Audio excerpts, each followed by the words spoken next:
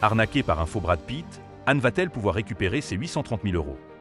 L'émission YouTube Legend Story revient sur l'histoire d'Anne, qui a été arnaquée par un faux Brad Pitt, lui ayant escroqué 830 000 euros.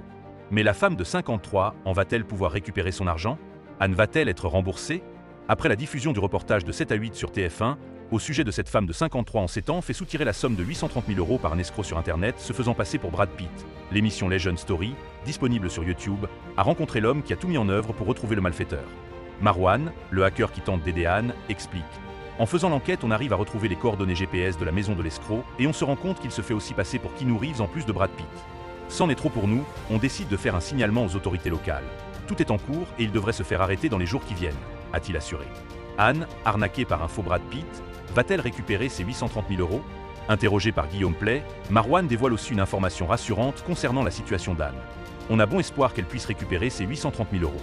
Peut-être pas en intégralité, parce que la responsabilité ne pourra sûrement pas être portée sur la totalité du montant, mais à mon avis, elle va pouvoir récupérer une bonne partie de cette somme. Et on va faire en sorte qu'elle la sécurise comme il faut, a-t-il déclaré, ajoutant que celle qui est mère d'une jeune femme a également ouvert une cagnotte sur Internet, afin qu'on lui vienne en aide, mais a également intenté un procès à sa banque. Anne arnaquée par un faux Brad Pitt. Sa banque peut-elle être mise en cause? Marwan a poursuivi ses explications en confiant la condition pour qu'Anne puisse un jour revoir ses fonds.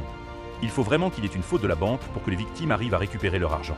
La chance pour Anne, c'est que la banque n'a pas respecté la loi Tracfin, qui vise à contrôler le financement du blanchiment d'argent et du terrorisme. Anne a fait des mouvements bancaires, vers des comptes bancaires à l'étranger sans que la banque ne lui fasse signer de décharge de responsabilité, sans que la banque ne tire d'alerte alors qu'une cliente faisait bouger 200 ou 300 000 euros en quelques mois alors que ça ne correspond pas à ses habitudes bancaires classiques, a-t-il conclu.